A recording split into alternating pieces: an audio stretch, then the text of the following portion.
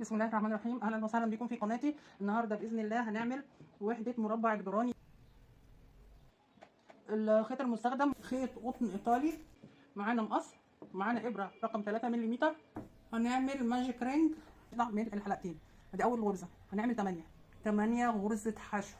هنروح لاول غرزه وندخل نعمل منزلقه. هندخل بس الابره كده ونتاكد ان هما 8 غرزات. ازاي هنشد بقى الفتله دي اهي كده، هوريكم بتتشد اهي.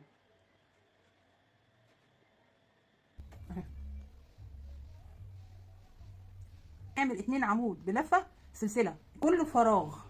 احنا هنعمل السطر الثاني، انا ما قطعتش الخيط.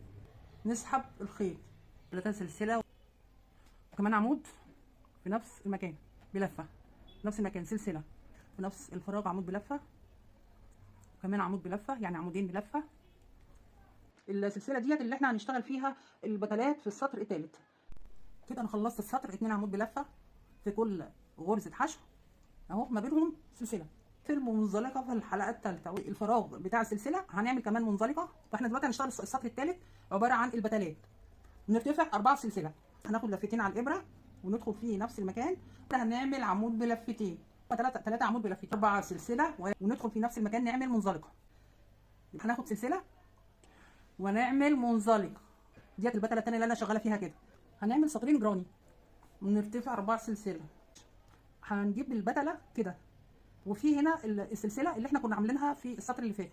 ندخل في السلسله نعمل 4 سلسله ونجيب البتله كده على جنب وندخل في السلسله، غرزه السلسله اللي في السطر اللي فات، وهنعمل غرزه حشو ونعمل 4 سلسله تاني. السطر اللي هو سطر الجراني هندخل فيه الفراغ بتاع ال4 سلاسل ونعمل منزلقه عشان نبقى في قلب الفراغ من جوه. نرتفع ب 1 2 3، ده بمثابه اول عمود، 3 سلاسل بمثابه اول عمود. وهنعمل كمان عمود، 2 عمود بلفه، 2 وكمان عمود بلفه، 3 عمود بلفه، 3 سلاسل بمثابه عمود، ثاني عمود، ثالث عمود. ناخد لفه على الابره وننزل فيه نفس المكان، نعمل 3 عمود بلفه في الزاويه بتاعه الجراني. قلنا كده اول زاويه في جراني. هناخد سلسله وندخل على الفراغ نعمل مجموعه واحده بس عباره عن 3 عمود بلفه جنب بعض كده، مجموعه اهي. ناخد سلسله وفي الفراغ اللي بعده 3 عمود جنب بعض، 3 سلسله وكمان 3 عمود بلفه جنب بعض.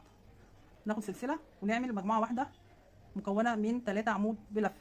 بس احنا بنعمل زاويه مجموعه واحده عباره عن 3 عمود بلفه جنب بعض، وبعد كده زاويه. احنا عملنا زاويه مجموعه واحده وخدنا سلسله، واللي بعد كده هنعمل زاويه عباره عن 3 عمود بلفه جنب بعض، 1 2 3 سلسله، 3 سلسله، 1 2 3 و3 جنب بعض في نفس الفراغ. ديت احنا بنكون الزاويه الايه الثالثه. تمام كده، ادي زاويه 2 3.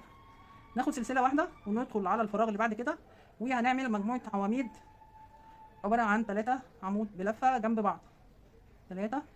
تمام كده، وهناخد سلسله واحده وندخل في الفراغ نعمل زاويه، اخر زاويه في المربع. كده احنا كونا الزاويه الرابعه بتاعت مربع الجراني. بناخد سلسله وندخل في اخر فراغ نعمل 3 عمود بلفه جنب بعض، مجموعه 3 اعمده. هناخد سلسله كده وندخل في ثالث، هما بدايه الراوند، 1 2 3 الغرزه الثالثه، نسحب نعمل منزلقه. تمام كده، يبقى المربع الجراني اهو. احنا عملنا الورده البتلات اهو، 8 بتلات، وعملنا في الظهر السلاسل اللي احنا عملنا عليها مربع الجراني. كده السطر ده خلص. نعمل سطر جراني تاني. الخيط ده اخر سطر في مربع الجراني اللي هو السطر ده. احنا عايزين نوصل للفراغ ده، فهنعمل ايه؟ هندخل نعمل منزلقه لغايه لما نوصل بالفراغ اللي هو بتاع 3 سلاسل. كده احنا عملنا منزلقه، خلصنا السطر. نسحب خيط نعمل منزلقه، ننقل على السلسله الثانيه اللي بعدها، نسحب خيط ننقل على السلسله اللي بعدها، الغرزه اللي بعدها، نسحب خيط ننقل على الغرزه اللي بعدها، نسحب خيط اهو. مش هنسحب بقى من الاخضر اهو، احنا كده وصلنا للفراغ بتاع 3 سلاسل. هنسيب ده كده بس هناخده معانا تحت الشغل برده، وناخد الخيط الثاني اهو كده، وهنسحب من اللون ده اللي هي الزاويه. كده 1 3 سلسله بمثابه اول عمود، كده 2 معانا طرف الخيط تحت الشغل، 2 3 سهل جدا يا جماعه، ما فيهوش اي حاجه، وبيديكي نتيجه رائعه. ونعمل 3 سلاسل، 1 2 3، ونخش تاني في نفس الفراغ ونعمل 3 عمود بلفه، 1 2 2 كده 3 كده. خلصنا الزاويه الاولانيه، هناخد سلسله ونخش على الفراغ اللي بعده. معانا طروف الخيط دي تحت الشغل، ولما نحس انها خلاص ثبتت كويس نقوم قاصينها. 1 2 3. في كل فراغ مكون من سلسله في السطر اللي فات هنخش ونعمل مجموعه، وما بين كل مجموعه ومجموعه سلسله واحده كده. هنا ايه سلسله، نخش في الفراغ اللي بعده ونعمل مجموعه عباره عن ايه 3 عمود بلفه جنب بعض. تمام كده، سلسله ونعمل مجموعه ونكمل يا جماعه السطر لغايه الاخر. هنا هكمل وارجع لكم تاني عشان نشوف النتيجه النهائيه. كده خلصنا السطر الثاني من اجراني اهو كده اهو. اخر 3 عمود بلفه جنب بعض، الاخر مجموعه. بناخد سلسله ونروح على ثالث سلسله في اول السطر، ندخل نسحب خيط نعمل منزلقه. احنا خلصنا السطر وخلصنا الوحده اهي. عملنا المنزلقه او تثبيت على مسافه من الخيط، نقص كده وناخد بقى طرف الخيط ده بندخله ما بين الشغل كده. الفيديو بتاعنا خلص.